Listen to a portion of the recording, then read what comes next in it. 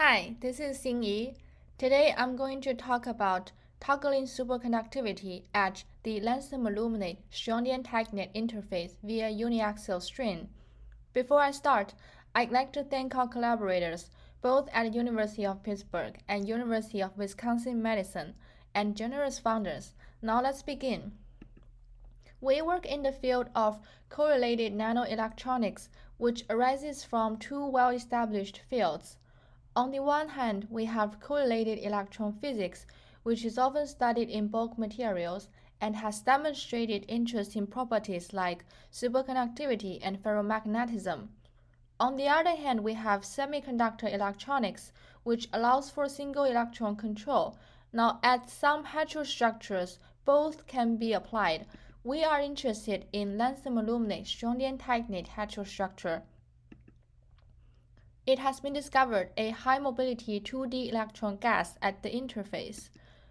When lanthanum-aluminate is 4 unit cell thick, we can tune the interface to go through a metal-to-insulator transition. In the system, superconductivity, magnetism, and tunable spin-orbit coupling are all discovered. Now we are interested in superconductivity for this talk. This interface goes through a superconducting phase transition at around 300 millikelvin. The transition temperature can be controlled by electric field, and the corresponding phase diagram have a dome shape. Temperature and gate-dependent superconducting gap is also observed. Now these features are similar to what's been seen in high-temperature superconductors like cuprates. There are many hypotheses for the origin of superconductivity, one of which is Ferroelastic domain hypothesis. It has been demonstrated by Pai et al. That electron-pairing and superconductivity exist at conductive channel edges, which are decorated by ferroelastic domain walls. This may reduce the dimensionality for this superconductor to two-dimensional or even one-dimensional. We are interested in applying external strain to the system and see what would happen.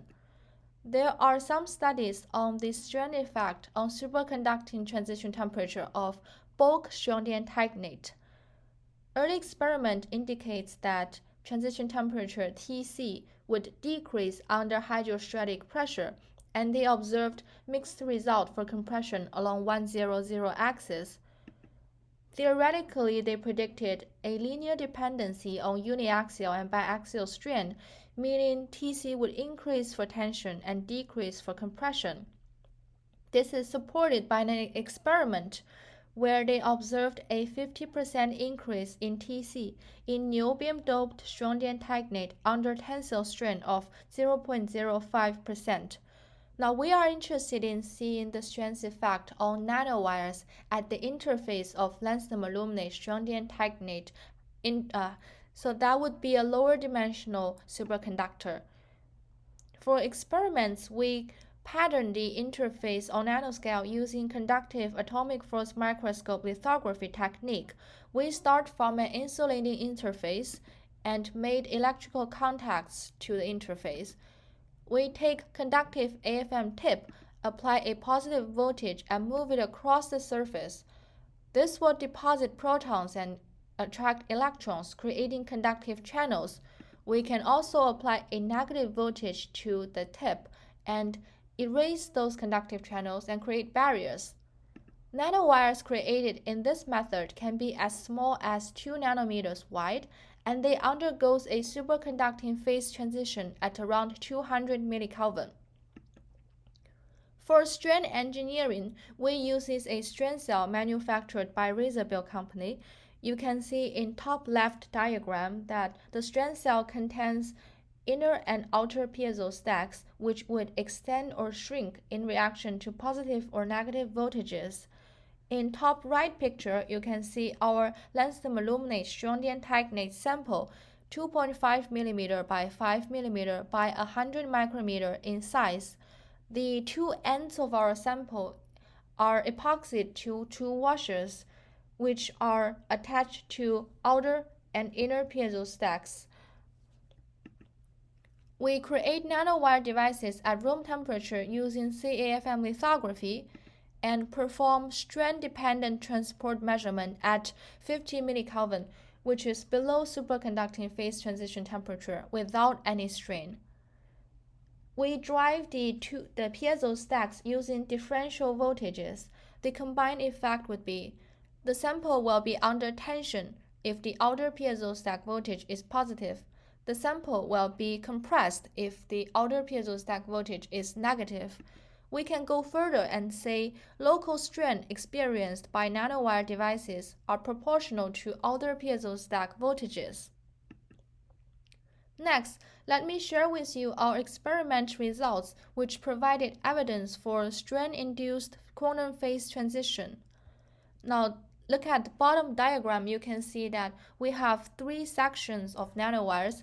Section 1 contains 1 horizontal nanowire, Section 2 contains 5 vertical nanowires, and Section 3 contains 5 horizontal nanowires. At the time of the experiment, uniaxial strain is in the vertical direction and underlying 100 direction is in the horizontal. For this page, let's focus on the results coming from section 3 nanowires. In the top intensity graph, you can see that we plotted the 4-terminal resistance from that section as a function of current and outer piezo stack voltage, which is proportional to the uniaxial strain.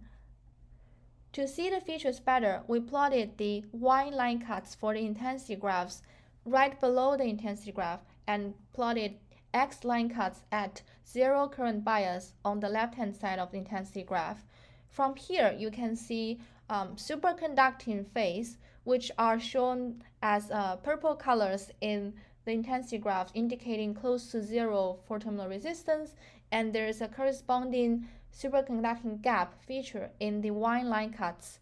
But there are also strain-induced non-superconducting states, as indicated by a red flat line in the Y line cuts and a higher overall 4-terminal resistance.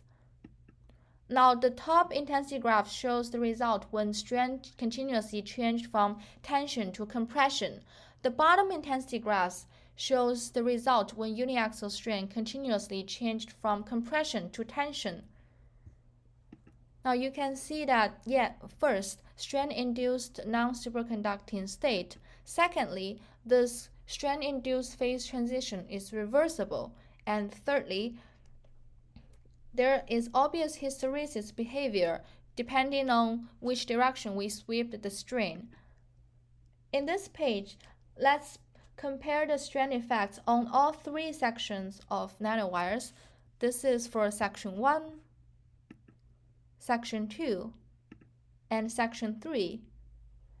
We've observed a similar quantum phase transition between section 1 and section 3. However, strength effect on section 2 seems very different from the other 2. Now we notice that for both section 1 and section 3, the nanowires are aligned perpendicular to the uniaxial strain direction, while for section 2, nanowires are aligned parallel to the strain direction. This could indicate that for nanowires aligned differently, strain effects are different. Next, let's talk about the ferroelastic domain hypothesis and how that is related to our observations. Strontium titanate undergoes a cubic to tetragonal antiferrodistortive phase transition at 105 K when ferroelastic X and Y and Z domains can form. Now, these conductive channels created using c-AFM lithography technique are elongated in Z direction at room temperature, seeding ferroelastic Z domains after the phase transition. Now, the conductive region, which are indicated in the bottom diagram in color green, are surrounded by insulating region indicated by color red, and these insulating regions will be ferroelastic Y or X domains. Without any strain, it has been demonstrated by Pai et al. That superconductivity exists at these conductive channel edges, which collides with where the ferroelastic domains are. Now let's look at the scenario with a compression on the domain walls. This diagram corresponds to section 1 and section 3 nanowires from the experiment results, when the nanowires are perpendicular to uniaxial strain.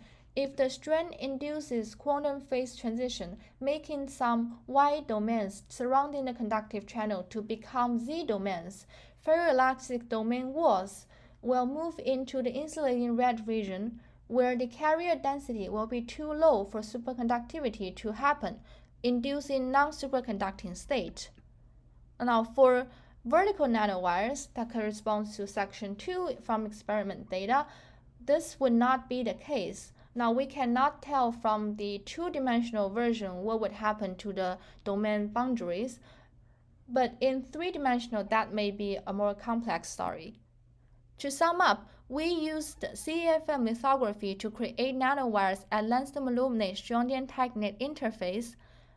Under uniaxial tensile and compressive strain, we observed the emergence of non-superconducting state at 50 millikelvin, and there is different strain defect for different nanowire alignments. Finally, we proposed the ferroelastic domain hypothesis that strain can move the ferroelastic domain boundaries and thereby destroy superconductivity. Thank you for your attention.